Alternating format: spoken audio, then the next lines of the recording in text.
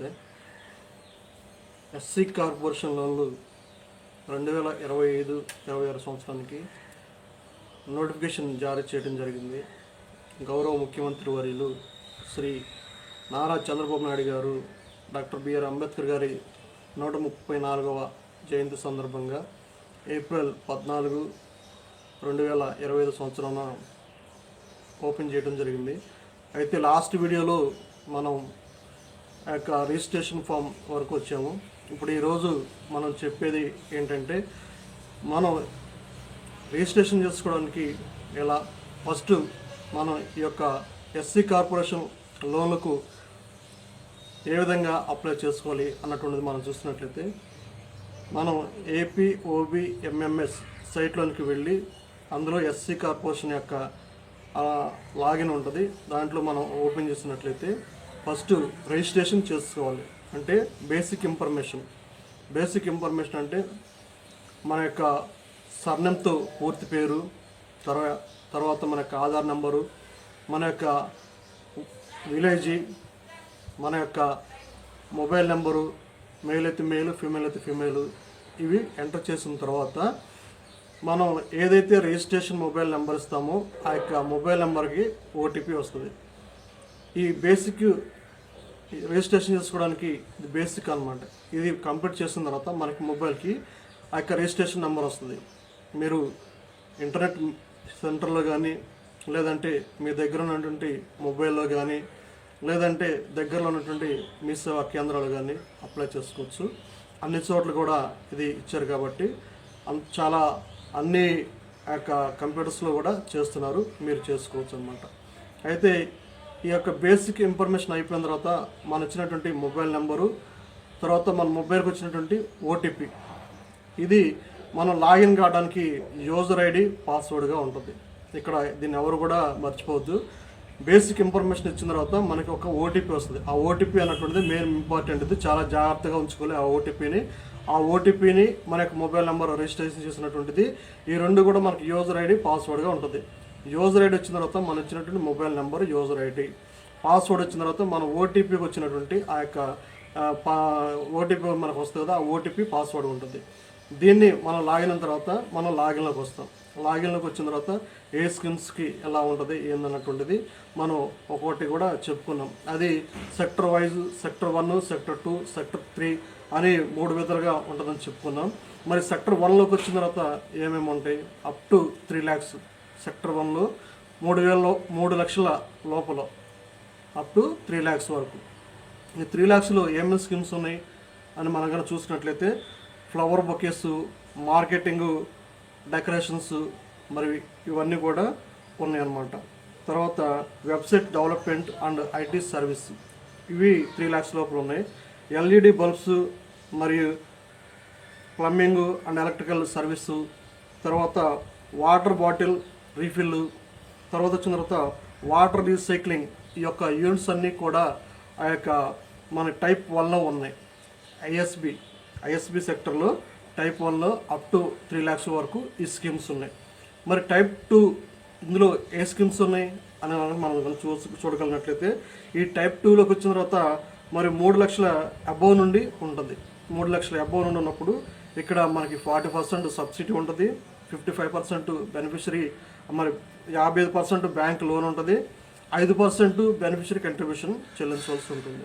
అంటే 3 లక్షలకి 5% అంటే సుమారుగా మనం 15,000 రూపాయలు ఆ యొక్క బెనిఫిషరీ కంట్రిబ్యూషన్ కట్టాల్సి ఉంటుంది. మనం ఈ యొక్క టైప్ 2లో ఏమేమి స్కీమ్స్ ఉన్నాయో మనం కనుక ఒక్కొక్కటి వివరంగా చూడగలిగినట్లయితే, ఈ యొక్క టైప్ 2లోకి వచ్చిన తర్వాత మొబైల్ రిపేరింగ్ అండ్ ఎలక్ట్రానిక్ది ఒకటి సర్వీస్ ఉంది, ఎలక్ట్రికల్ సర్వీస్ ఒకటి, ఇది ఒక స్కీము. మరి సోఫా మరి అండ్ మేకింగ్ అన్నటువంటి సోఫా సెట్లు తయారు చేయడానికి అదొక స్కీము ఉంది. మరి ఫ్లాష్ ఫ్రేమింగ్ అన్నటువంటిది ఒకటి ఉంది. అడ్వాన్స్డ్ టూరిజం అన్నటువంటిది ఒక స్కీమ్ ఉందన్నమాట. Mobile car wash and service, ఈ యొక్క కార్ వాష్ సర్వీస్ అన్నటువంటి ఒక స్కీము ఇందులో ఎంటర్ చేయడం జరిగింది. బేకరీ అండ్ కన్ఫర్మెన్స్ యూనిట్, బేకరీ పెట్టుకోవడానికి కూడా 3 లక్షల పైన ఉంటుంది కాబట్టి బేకరీ యూనిట్ కూడా ఇందులో ఉందన్నమాట. మరి వాటర్ ప్యూరిఫైయింగ్ అన్నటువంటిది కూడా ఇందులో ఉంది. జూట్ బ్యాగ్ జూట్ బ్యాగ్ తయారు చేసేటువంటి యూనిట్ కూడా ఉంది. ఇవి జస్ట్ ఏంటంటే మనం అవగాహన కోసం తెలియజేస్తున్నటువంటి ఒక్కొక్క జిల్లాను బట్టి ఆ జిల్లాలో ఏ స్కీమ్స్ అయితే అవసరం ఉన్నాయో, ఆ యొక్క జిల్లాలో ఏ అయితే నీడ్ ఉన్నాయో ఆ జిల్లాను బట్టి స్కీమ్స్ అన్నటువంటిది మొబిలైజ్ చేయడం జరిగింది. మీరు అప్లై చేసుకున్నట్లయితే మీ జిల్లాలలో మీకు ఏ స్కీమ్స్ ఉన్నాయో ఆ స్కీమ్స్ మట్టుకే మీరు ఆ యొక్క డిస్ట్రిక్ట్స్ వైజ్గా మీరు అప్లై చేసుకోవాల్సి ఉంటుంది. మరి మనం చూసినట్లయితే ఐఎస్బి సెక్టర్ టైప్ 2లోకి వచ్చిన తర్వాత ఈవీ బ్యాటరీ ఛార్జింగ్ యూనిట్స్ ఉన్నాయన్నమాట. ఇవి వచ్చిన తర్వాత 10 lakhs వరకు మనకి ఆ యొక్క కార్పొరేషన్ నుండి లోన్ ఇవ్వడం జరుగుతుంది. దీంట్లోకి వచ్చిన తర్వాత సబ్సిడీ 40% ఉంటుంది. మరి బ్యాంకులోని 55% ఉంటుంది. 5% బెనిఫిషరీ కంట్రిబ్యూషన్ కట్టవలసి ఉంటుంది అనమాట. ఈ ట్రాన్స్పోర్ట్ సెక్టర్లోకి వచ్చేసరికి మనం చూసినట్టే ట్రాన్స్పోర్ట్ సెక్టర్లో మరి పవర్ ఆటోస్ ఉన్నాయి, 3-wheeler ఆటోస్, తర్వాత పాసింజర్ ఆటోస్ ఉన్నాయి, 4-wheeler ఆటోస్, తర్వాత పాసింజర్ కార్స్ ఉన్నాయి 4-wheeler, మరి గూడ్స్ ట్రక్స్ కూడా ఈ యొక్క ట్రాన్స్పోర్ట్ సెక్టర్లో ఉన్నాయి అన్నమాట. సో ఈ ట్రాన్స్పోర్ట్ సెక్టర్కి వచ్చిన తర్వాత ఈ 4 ఉన్నాయి. ఈ ట్రాన్స్పోర్ట్ సెక్టర్కి ఏమేం కావాలంటే ట్రాన్స్పోర్ట్ సెక్టర్కి అప్లై చేసుకున్నటువంటి అభ్యర్థులు కంపల్సరీగా 10th class స్టడీ సర్టిఫికేట్ కలిగి ఉండాలి, రేషన్ కార్డు కలిగి ఉండాలి, ఆధార్ కార్డు కలిగి ఉండాలి, మీ యొక్క డ్రైవింగ్ లైసెన్స్ కలిగి ఉండాలి, క్యాస్ట్ సర్టిఫికేట్ అన్నటువంటిది కంపల్సరీగా కలిగి ఉండాలి. మరి మీకు ఒకవేళ బ్యాడ్జీ నెంబర్ కనుక కలిగినట్లయితే బ్యాడ్జీ నెంబర్ కూడా ఉంటే మంచిది. ఇవి ట్రాన్స్పోర్ట్ సెక్టర్కు మరి అప్లై చేస్తున్నటువంటి వారు ఈ గమనించవలసి ఉంటుంది.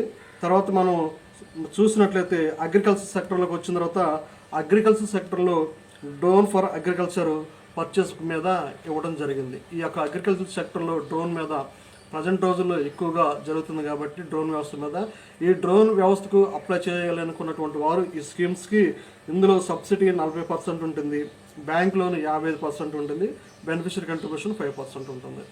గమనించాలి. ఈ యొక్క డ్రోన్ వ్యవస్థకు అప్లై చేయాలనుకున్నటువంటి అభ్యర్థులు కంపల్సరీగా మీరు ఈ యొక్క డ్రోన్ ట్రైనింగ్ అన్నటువంటిది పొంది ఉండాలన్నమాట. డ్రోన్ ట్రైనింగ్ పొంది ఆ యొక్క డ్రోన్ ట్రైనింగ్ సర్టిఫికేట్ వారు మనం ఈ యొక్క అప్లికేషన్ పూర్తి చేసిన తర్వాత కమిటీ మెంబర్స్, ఈ కమిటీ మెంబర్స్ అందరూ కూడా మిమ్మల్ని ఇంటర్వ్యూ చేస్తారు. ఎంపీటీసీ మెంబర్ గారు, జెడ్పీటీసీ మెంబర్ గారు, మీరు ఏ బ్యాంక్ అయితే అప్లై చేసుకున్నారో ఆ యొక్క బ్యాంక్ మేనేజర్ గారు ఉంటారు, మీరు ఉంటారు. ఒక్కొక్క జిల్లాకు ఒక్కొక్క రోజు ఈ యొక్క కమిటీ మెంబర్స్ వాళ్ళు ఇంటర్వ్యూ కండక్ట్ చేయడం జరుగుతుంది. కాబట్టి అప్లై చేస్తున్నటువంటి అభ్యర్థులందరూ కూడా మీరు ఆ యొక్క ఇంటర్వ్యూకి అటెండ్ కావాలి. ఇంటర్వ్యూకి అటెండ్ అయినప్పుడు ఆ కమిటీ మెంబర్స్ ఆ సెలక్షన్ లిస్ట్ ఉంటుంది. కమిటీ మెంబర్స్ సెలక్షన్ చేసినటువంటి లిస్టు ఫైనల్ అవుతుంది అనమాట. ఆ ఫైనల్ లిస్టు కలెక్టర్ గారి దగ్గర పంపించిన తర్వాత కలెక్టర్ గారు అప్రూవ్ చేస్తే ఆ యొక్క లిస్టు అప్పుడు జిల్లా ఈడీ గారి ఆఫీస్కి వస్తుంది. ఈడీ గారి ఆఫీస్కి వచ్చిన తర్వాత అక్కడ నుండి మీ యొక్క ప్రాసెస్ అంటే అప్లికేషన్ యొక్క ప్రాసెస్ స్టార్ట్ అయింది.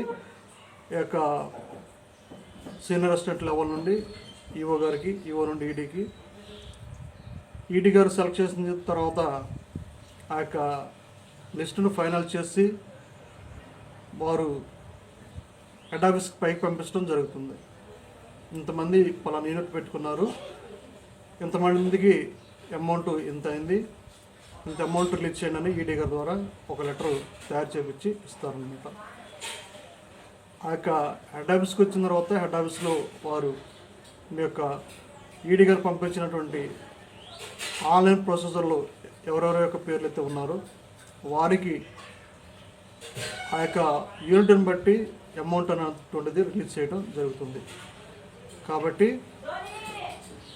ఈ యొక్క అమౌంట్ హెడ్ ఆఫీస్ నుండి రిలీజ్ అయిన తర్వాత మీరు కంపల్సరీగా యూనిట్ అన్నటువంటిది గ్రౌండ్ చేయవలసి ఉంటుంది. మీరు ఏ యూనిట్ అయితే పెట్టుకున్నారో ఆ యూనిట్కి ఆ యొక్క పెట్టుకున్నటువంటి యూనిట్ని మీరు కంపల్సరీగా యూనిట్ స్థాపించాలి. యూనిట్ స్థాపించిన తర్వాత కార్యాలయం నుండి మరి యొక్క యూనిట్ చెక్ చేయడానికి అధికారులు వస్తారు. మీరు ఏ యూనిట్ అయితే పెట్టుకున్నారో ఆ యూనిట్ వారు గ్రౌండింగ్ చేసుకోవడానికి వస్తారు. ఈ విధంగా మన ప్రెస్ నుండి ప్రాసెసర్ సెలక్షన్ ఏ విధంగా చేస్తారు, ఏ విధంగా అప్లై చేయాలి, ఏ విధంగా కమిటీ వేస్తారు, కమిటీ వేసినటువంటి మెంబర్స్ ఎవరెవరు ఉంటారు, మరి యూనిట్ స్థాపించిన తర్వాత మనం ఆ యొక్క యూనిట్కి మనం కొటేషన్ తెచ్చుకొని ఫారం ద్వారా అది మనం బ్యాంకులో సబ్మిట్ చేసినట్టే ఈ హెడ్ ఆఫీస్ నుండి రిలీజ్ చేసినట్టు అమౌంట్ బ్యాంక్ వచ్చిన తర్వాత బ్యాంక్ వారు మీ యొక్క మొబైల్కి మెసేజ్ వస్తుంది, బ్యాంకు కూడా మెసేజ్ అవుతుంది. మీరు వెళ్ళి బ్యాంకులో సంప్రదించినట్లయితే మీ కొటేషన్ తీసుకొని ఆ యొక్క యూనిట్ సరిపడినటువంటి ఆ యొక్క ఐటమ్స్ మీరు పర్చేజ్ చేసుకొని ఆ యూనిట్ మీరు స్థాపించాలి. ఇచ్చినటువంటి యొక్క సువర్ణమైనటువంటి అవకాశాన్ని సద్వినియోగం చేసుకున్నట్లయితే ఆ యూనిట్ ద్వారా మీరు లబ్ధి పొందుతారు. మీతో పాటు మరి మీ ఫ్యామిలీలో ఒకళ్ళు ఇద్దరు ఉన్నటువంటి వారు మరి ఆ యొక్క యూనిట్ ద్వారా మీ కుటుంబం ఒక ఆర్థిక పరిస్థితి నుండి ఒక ఉన్నతమైనటువంటి స్థాయి వరకు రావడం జరుగుతుంది. కాబట్టి యూనిట్ ఇచ్చిన తర్వాత దాన్ని సద్వినియోగం చేసుకున్నట్లయితే ఒక యూనిట్ శాంక్షన్ చేసినప్పుడు ఆ యొక్క వీడియోని చూసినప్పుడు మీరు ఈ యొక్క వీడియో నచ్చితే సబ్స్క్రైబ్ చేయండి, ఒక లైక్ చేయండి. మరి ముఖ్యంగా ఎస్సీలు ఎంతమంది అయితే ఉన్నారో వారందరూ కూడా ఈ యొక్క వీడియో ఫార్వర్డ్ చేయండి. ఈ యొక్క వీడియో చూసి వారు లోన్కి అప్లై చేసుకుంటారు. కాబట్టి ఈ సమాచారాన్ని మీకు వీలైనంత వరకు వారందరూ పంపిస్తారని తెలియజేస్తున్నాను. ఎస్సీ కార్పొరేషన్ 2025-26 సంవత్సరం గల లోనులను మీరు అప్లై చేసుకొని మీ యొక్క జీవితాలను ఒక ఉన్నతమైనటువంటి స్థాయిలో నిలుపుకుంటారని ఆశిస్తున్నాను. Thank you.